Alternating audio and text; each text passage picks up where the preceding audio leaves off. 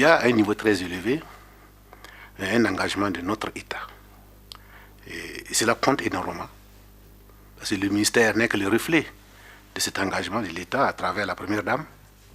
L'atteinte de l'objectif tolérance zéro demande davantage de moyens et d'engagement.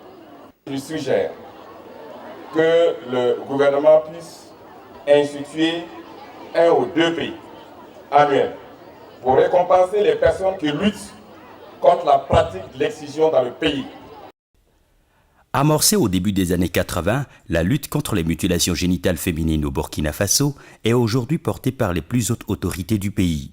Le président, le premier ministre, mais aussi et surtout la première dame. Le programme conjoint UNFPA-UNICEF a ainsi pu s'appuyer sur l'engagement des autorités du pays et la détermination de Mme Chantal Compaoré. Je souhaite que tous les acteurs, le gouvernement en premier, redoublent d'efforts et de vigilance, consolident les acquis engrangés à tous les niveaux, surtout auprès des populations. Présidente d'honneur du secrétariat permanent du Conseil national de lutte contre la pratique de l'excision et ambassadrice de bonne volonté du comité interafricain sur les pratiques traditionnelles néfastes, l'implication de la Première Dame s'est traduite par des actions de plaidoyer au plan national et international. Cet engagement a contribué à l'adoption le 20 décembre 2012 par l'Organisation des Nations Unies de la résolution portant intensification de l'action mondiale visant à l'élimination des mutilations génitales féminines.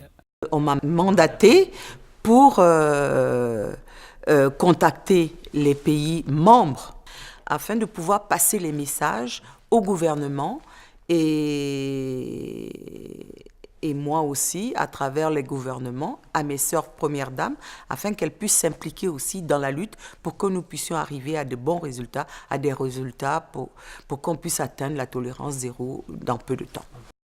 Elle s'est battue, en tout cas avec d'autres personnalités, afin qu'il y ait une véritable résolution pour tendre vers l'élimination totale des mutilations génitales féminines. À travers le Conseil national de lutte contre la pratique de l'excision, 6 ministères clés avec à leur tête leurs premiers responsables prennent activement part à la promotion de l'abandon de la pratique des MGF au Burkina.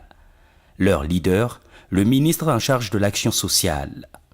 Notre rôle, c'est le rôle de leader au plan national, parce qu'il y a un ensemble, ce que nous appelons couramment le Conseil national. C'est un conseil très large, multisectoriel, multidimensionnel, pour identifier et définir les grandes orientations de l'action gouvernementale.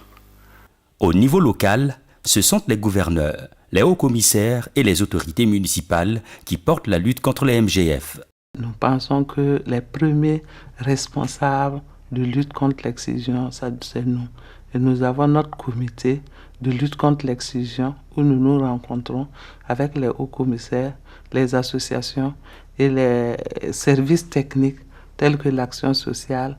Et j'ai tenu des rencontres avec les préfets, les maires également, et même les coutumiers, pour que, en tout cas aujourd'hui, dans la province du Ganzourgou, on parvienne vraiment à l'abandon de la pratique de l'excision. L'engagement des acteurs politiques à tous les niveaux est un signal fort qui marque la volonté de tout un pays de faire de la tolérance zéro une réalité. Cet engagement politique fait aujourd'hui du Burkina un pays où la loi contre la pratique de l'excision est appliquée par le système judiciaire. Cet engagement doit se poursuivre pour renforcer l'accélération de l'abandon de la pratique des MGF au Burkina. La lutte au Burkina Faso, je pense que dans peu de temps, sera radieuse. Parce que nous avons de belles perspectives, nous avons un taux de prévalence qui a beaucoup baissé.